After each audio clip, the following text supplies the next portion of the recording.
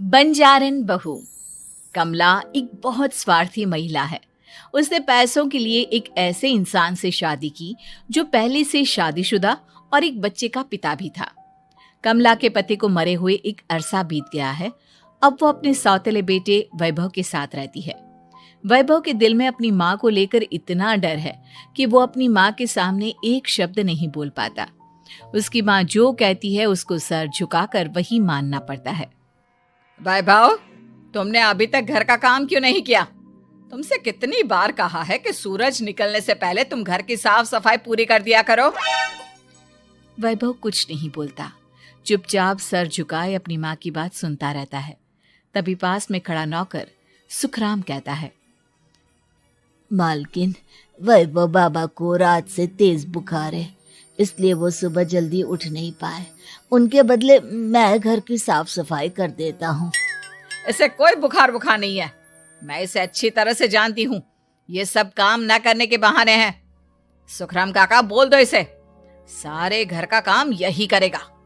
और इससे समय पर अपना काम पूरा नहीं किया तो इससे आज का खाना भी नहीं मिलेगा।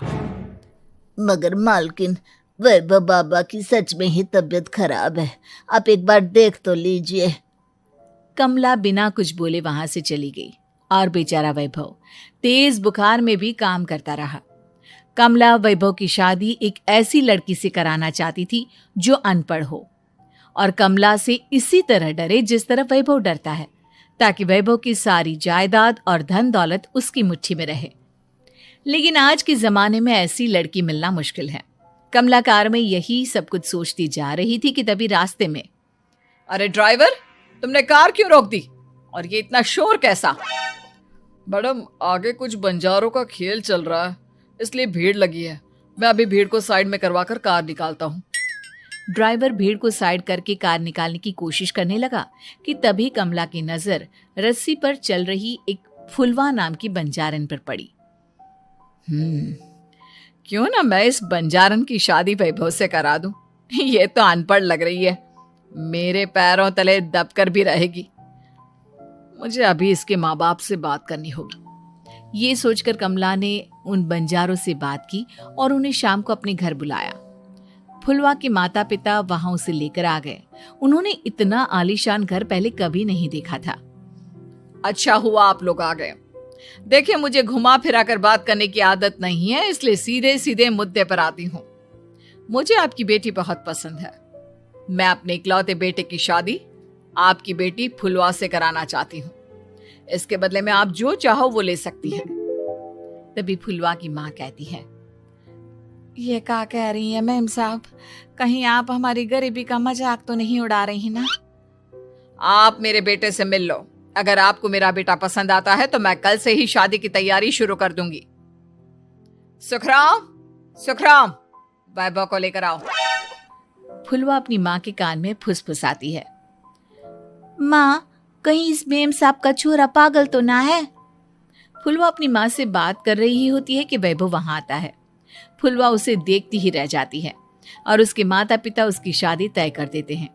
शादी वाले दिन किसी को फुलवा और वैभव की बेमेल विवाह की बात समझ में नहीं आती। फिर भी एक औरत कमला से पूछ ही लेती है, कमला जी, आपने अपने इकलौते बेटे की शादी देहाती गवार से क्यों करा दी? ये बंजारन आपके घर की बहू बनने लायक तो नहीं है। कम से कम अपने स्टेटस का ही ख्याल कर लिया होता। बहू तो अपने टक्कर की लाती, आपने तो बंजारन को ही बहू बना लिया। अब कमला को समझ में नहीं आ रहा था कि इस बात का क्या जवाब दे। वो कुछ देर चुप रही और सोच समझ कर कहती है, बहन जी, आपको तो पता है आजकल के बच्चे किसी की बात कहाँ सुनते हैं। मैं तो अपनी बहू एक पढ़ी लिखी और अपनी सोसाइटी की ही ढूंढ रही थी। लेकिन मेरे बेटे ने मेरे सामने इस बंजारन को लाकर खड़ा कर दिया।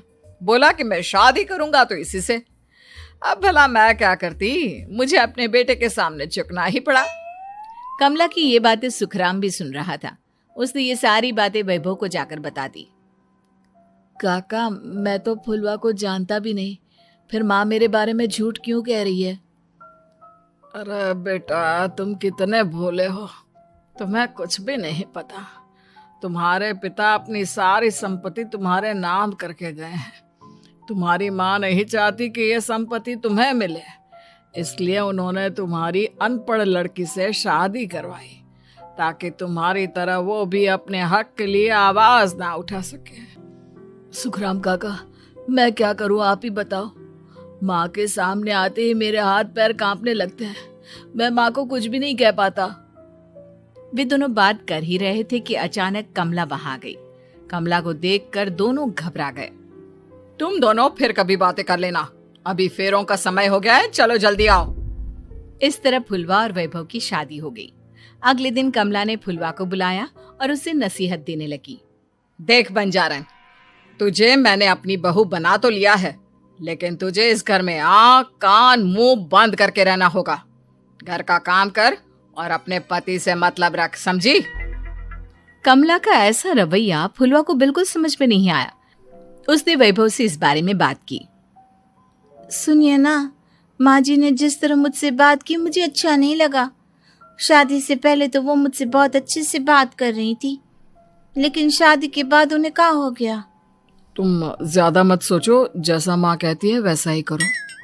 ये कहकर वैभव वहां से चला गया। अगले दिन वैभव को घर के नौकरों की तरह काम करता देख फुलवा को बहुत हैरानी हुई। फुलवा ने इस बारे में सुखराम काका से बात की तो सुखराम काका ने फुलवा को सारी बात बता दी। अब फुलवा को समझ में आ गया कि उसकी सास ने एक बंजारन को बहू क्यों बनाया। एक दिन वैभव घर का काम कर रहा था, तभी उससे कांच की प्लेट टूट गई। किसने गिराई ये कांच की प्लेट? वैभव को वहां खड़ा देख कमला ने छड़ी से उसे मारना शुरू कर दिया।